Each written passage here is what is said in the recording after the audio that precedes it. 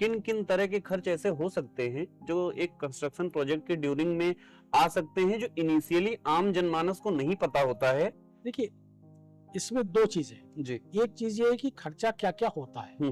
मकान बनने में 3 पोर्शन होते हैं, एक बिल्डिंग मटेरियल का होता है जी। एक लेबर कंपोनेंट होता है और एक इंटीरियर कंपोनेंट होता है। जी। बिल्डिंग कंपोनेंट और लेबर कंपोनेंट ऑलमोस्ट फिक्स है।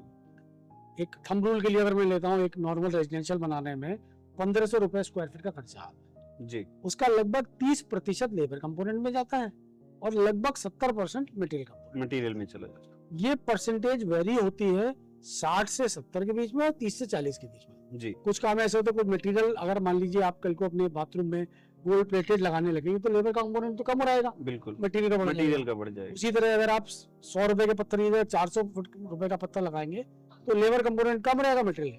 लेकिन ब्रॉडली देखा जाए तो 1/3 खर्चा हमारा लेबर का होता है, 2/3 हमारा मटेरियल।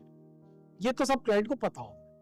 जो चीजें उसे शुरुआत में नहीं पता होती वो नहीं होती कि बोरिंग इसमें जुड़ी है नहीं जुड़ी है, पानी का स्रोत वहां है नहीं है। कभी कभी क्या होता है, बिजली का प्रॉपर स्रोत नहीं है, उसके लिए ट्रांसफार्मर लगाना पड़ा, वो एडिशनल कॉस्ट उसको नहीं पता होती है। कई बार मार्केट में फ्लक्चुएशन भी हो जाता है। अब जैसे इस समय गल्फ वो ईरान की वॉर जो चल रही है उसकी वजह से प्लास्टिक महंगा हो रहा है, टाइलें महंगी हो रही है, तो ये तो अनफोर्सीन है, ये पहले से नहीं पता होता कि क्या हो जाएगा, क्या हो सकता है। इसलिए हमेशा प्लान करते समय 5-7% का बफर लेके चलना चाहिए। जी।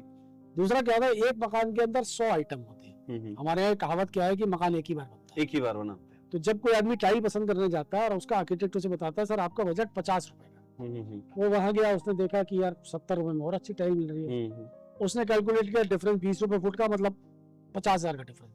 बोले चलो मकान एक ही बार बनता है, 50,000 रुपए से बढ़ा दिया। लेकिन वो ऐसे 50 आइटम है, हर एक में अगर आपने 50,000 रुपए बढ़ाते गए तो अंत में वो 25 लाख हो गए। बिल्कुल। तो आदमी को खरीदने से पहले जब भी कोई चीज खरीदने जा रहा है तो उसके पास एक खाका होना चाहिए, मेरा बजट कितना है, मेरी रिक्वायरमेंट क्या है।